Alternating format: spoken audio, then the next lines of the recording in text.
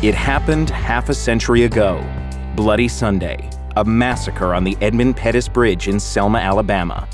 Blacks getting beaten for daring to demand the right to vote. A recent movie called Selma dramatized the prominent role that Dr. Martin Luther King Jr. played in that cause. But there's another story, not as well known, about segregation in the South, and Dr. King played a part in that too.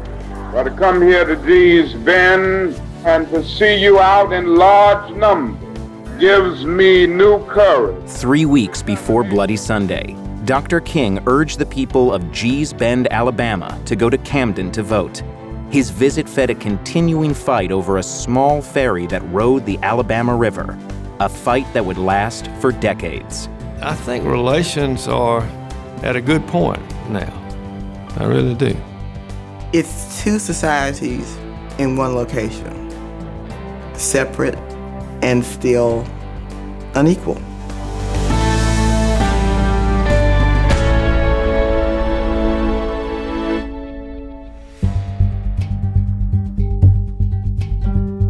They came as slaves, more than a decade before the Civil War, and never left.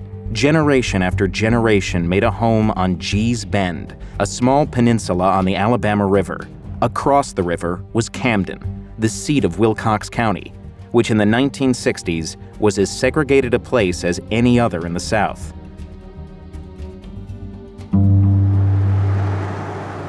When Dr. King made one of his visits to the county in 1966, Rosetta Anderson, a young mother at the time, went to the Antioch Baptist Church to see him. We had gotten rumors that if he came here, they were going to bomb the church.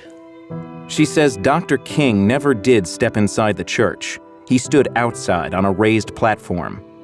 You'll see me standing over in the crowd like this. And I was trying to let it all soak in. Most important thing he spoke about, what this was all about, for us having the right to vote.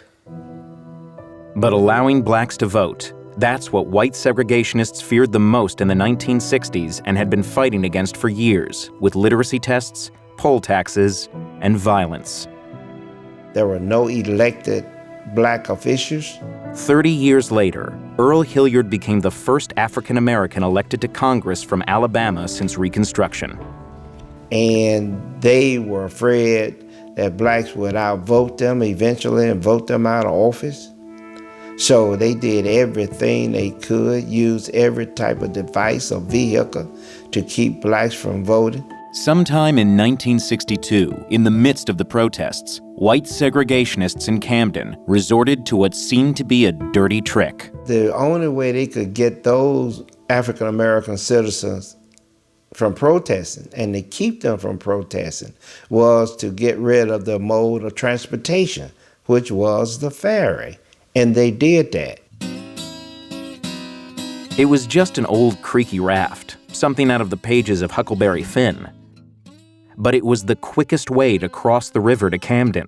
Yes, you could drive, but few people on the bend had cars then. So when the ferry vanished from the river, it further isolated them, kept them from their jobs, from shopping, made it more difficult for kids to get to school. Even when local quilts earned the bend a national reputation, there still wasn't a doctor or an ambulance on the bend. When you realize you're talking about, in some cases, an hour or hour and a half before you can get medical service, you can realize the impact that had over a period of years. After Hilliard was elected to Congress in the 1990s, he fought to bring the ferry back. He found an unlikely ally in Camden newspaper editor Hollis Curl. A vigorous segregationist for most of his life, Curl did an about-face, claiming he realized racism was wrong. Curl, who also owned property along the river, lobbied hard for the return of the ferry. The story made national news. There's a lot yet to be done to heal the divisiveness of the past. And I like to think that this ferry is a step in that direction. Nevertheless, it was a long time before ferry service was restored. 4 decades. Change has finally come to a small town in the Deep South. They joined in celebration, blacks and whites together, when the Benders finally got a new ferry, this time a real one.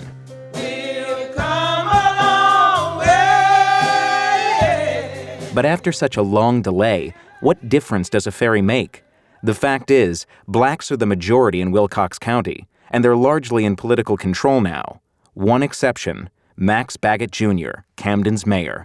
Baggett is sanguine about race relations here. I don't think there has been that terrible relationship between the blacks and whites ever, particularly the ones in Gee's Bend. You know, the white people hold most of the land, they have most of the money, and the blacks, we still have to go to them for everything. Ferry or no ferry, not much has changed here. The schools, segregated back in the day, are still largely segregated, and more than 39% of the predominantly black population in the area live below the poverty line. There are few jobs and very little industry. Jo Celeste Petway, the first black female to be appointed a district court judge in Alabama, says there's still a lot for young people to overcome. It's something you have to teach your children that you don't want to have to teach them. I had to teach my child, when you're stopped by a policeman, put your hands on the steering wheel. Don't make any sudden movements. If they ask you something, it's yes, sir, no, sir, yes, ma'am, no, ma'am. And you speak kindly to get through that incident, that situation. White parents don't have to teach their children that. The sun sets over the Alabama River. The Gee's Bend ferry crosses over, making its last run of a long day. On the bend, Tana Petway, a preacher and schoolteacher, shows the way to the gravestones of the original Petway family. Mark Petway, a white man, migrated to Gee's Bend in 1846 with a caravan of 100 black slaves. One of the daughters. Despite its seclusion and small population of 275, Tana Petway has plans for Gee's Bend. I truly believe that the future of Gee's Bend is still going to be great. He wants to see it turned into a tourist attraction.